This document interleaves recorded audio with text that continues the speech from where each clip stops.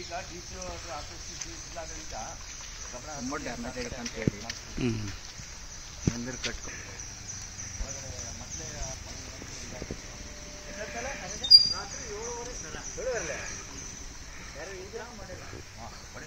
ಹೊರಗಡೆ ಪೂಜೆ ಮಾಡಿ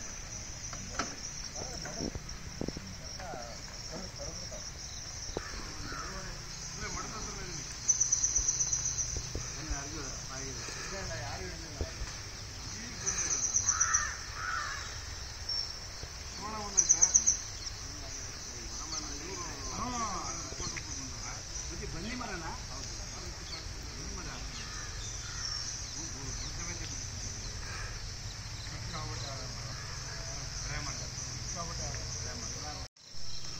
ಮುಳ್ಳು ಭಯಂಕರ.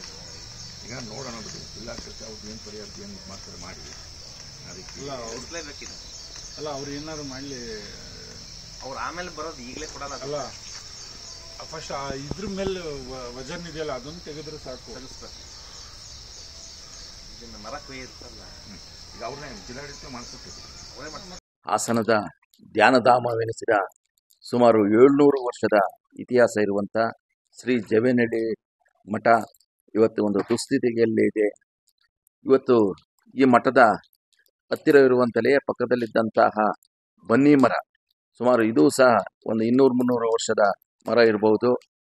ಇವತ್ತು ಹಾಸನದಲ್ಲಿ ಬಿದ್ದಂಥ ಮಳೆಯಲ್ಲಿ ರಾತ್ರಿ 8 ಗಂಟೆಯಲ್ಲಿ ಮಠದ ಮೇಲೆ ಮರ ಬಿದ್ದಿದೆ. ಮಠವು ಸಹ ಡ್ಯಾಮೇಜ್ ಆಗಿದೆ.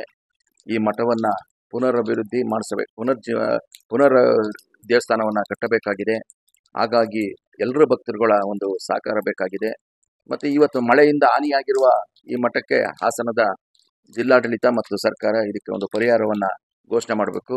ತಾಲೂಕಿನ ಆಡಳಿತಾಧಿಕಾರಿಗಳು, ಜಿಲ್ಲಾ ಆಡಳಿತಾಧಿಕಾರಿಗಳು ಇತ್ತ ಗಮನ ಹರಿಸಬೇಕು ಅಂತ ಈ ಸಂದರ್ಭದಲ್ಲಿ ಮಠದ ಪರವಾಗಿ ನಾನು ಕೇಳ್ತೇನೆ. ಮಠದ ಹಿತರಕ್ಷಣಾ ಸಮಿತಿಯ ಸಹ ಕಾರ್ಯದರ್ಶಿಯಾಗಿದ್ದೇನೆ, ಕಟ್ಟಾಯ ಶಿವಕುಮಾರ್. ಮಠ ಈ ಮಳೆ ಈ ಜಡಿ ಮಳೆ ಹಿಡಿದಿರುವ ಹಿನ್ನೆಲೆಯಲ್ಲಿ ಮಠದ ಮೇಲೆ ಮರ ಬಹಳ ತೂಕದ ಮರ ಬಿದ್ದಿರೋದ್ರಿಂದ ಅಲ್ಲಿರುವಂತಹ ಕಲ್ಲಿನ ಕಂಬಗಳು ಎಲ್ಲವೂ ಸ್ವಲ್ಪ ಶೇಕ್ ಆಗಿದೆ. ಮತ್ತು ಮಠ ಈಗ ಒಳಗಡೆ ನೀರು ಸಹ ಮಠದೊಳಗೆ ನೀರು ಸೋರ್ತಾ ಇದೆ. ಇದನ್ನು ಅಭಿವೃದ್ಧಿಯನ್ನು ಪಡಿಸಬೇಕಾಗಿದೆ.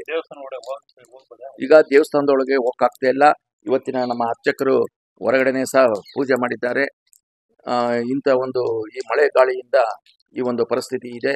ಇದನ್ನು ಸೂಕ್ತಲೇ ಜಿಲ್ಲಾಡಳಿತ ಗಮನ ಹರಿಸಬೇಕು ಅಂತ ಈ ಸಂದರ್ಭದಲ್ಲಿ ಒತ್ತಾಯ ಮಾಡ್ತೀನಿ.